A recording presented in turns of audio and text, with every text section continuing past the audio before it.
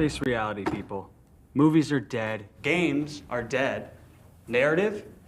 Dead. Media is nothing but neural trigger response and viral conditioning. Wait, what are you two talking about?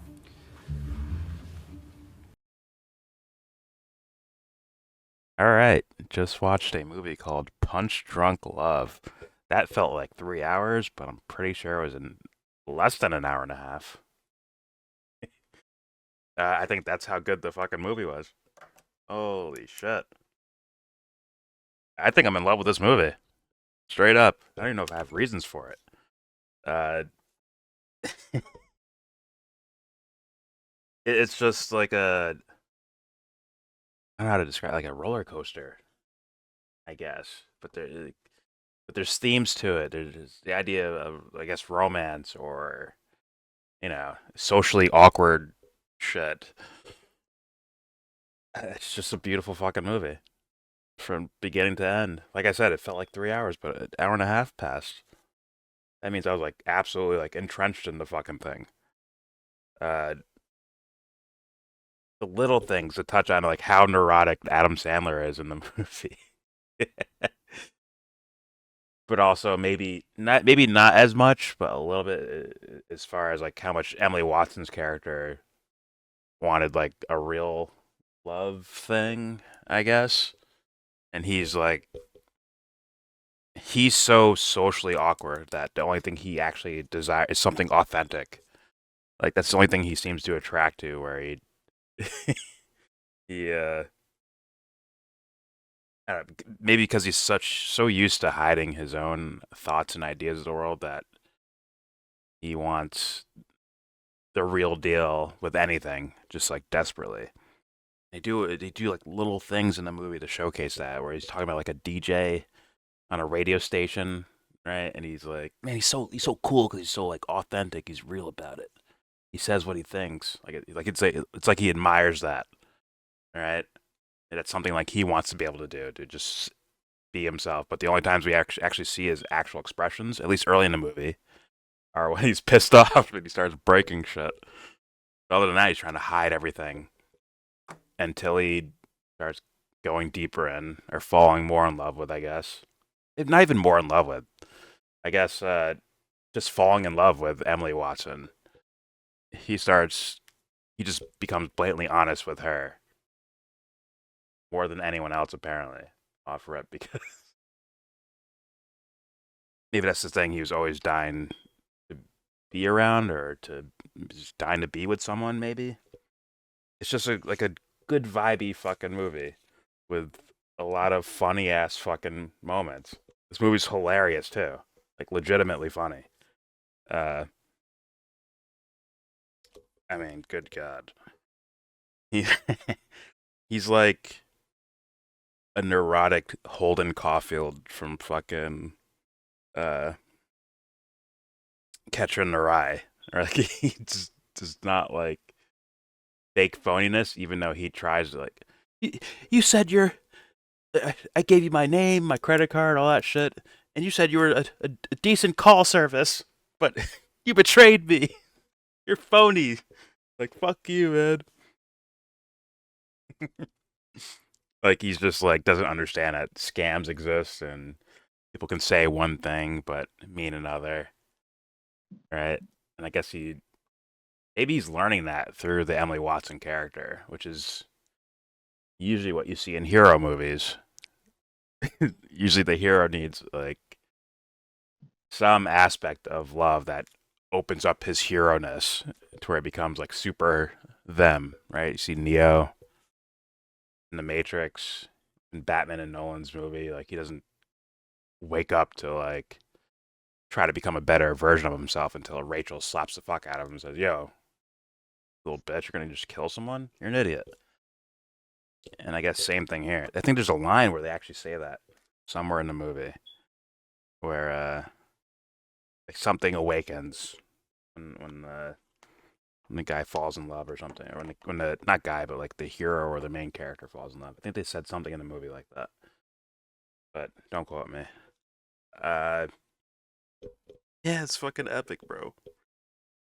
They the scene where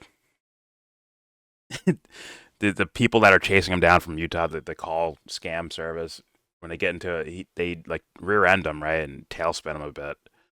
And then he looks at her and he sees blood dropping from her head and he turns into the fucking Terminator, bro. He like marches out of the car with no expression on it. It beats the fucking shit out of all of them. Like that looks almost like Neo when Trinity's like, "You can't be dead because I love you." As soon as he hears like, "Wait, you love me? I can't die yet then. I must wake up now."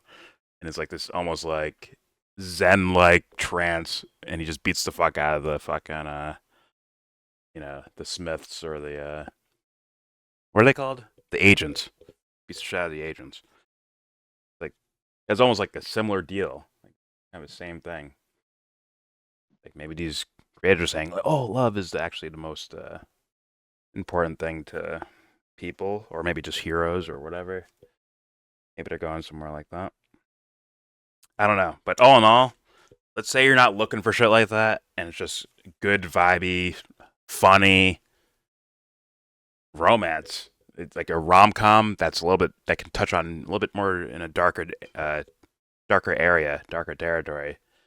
This movie's a fucking W&a half. Like I could not recommend this movie anymore. It is instantly become one of my favorite movies. Like instantly. So yeah, 100% recommend. My grade,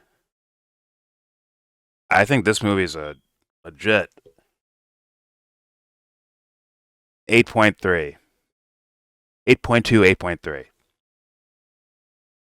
That is, trust me, that's a solid grade for me. That's like for me, like, oh, you're instant classic for Jordan.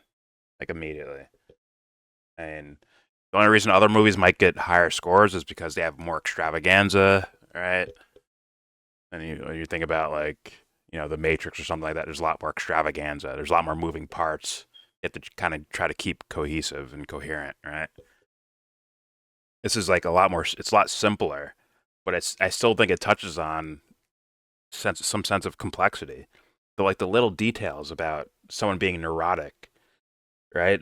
It's like the little details of that are like fucking beautiful. And to see how he doesn't really overcome it in the movie, not all the way, but like there's an element that he's learned to be more him as he gets closer to Emily Watson, I think. And I think that's a beautiful story to tell.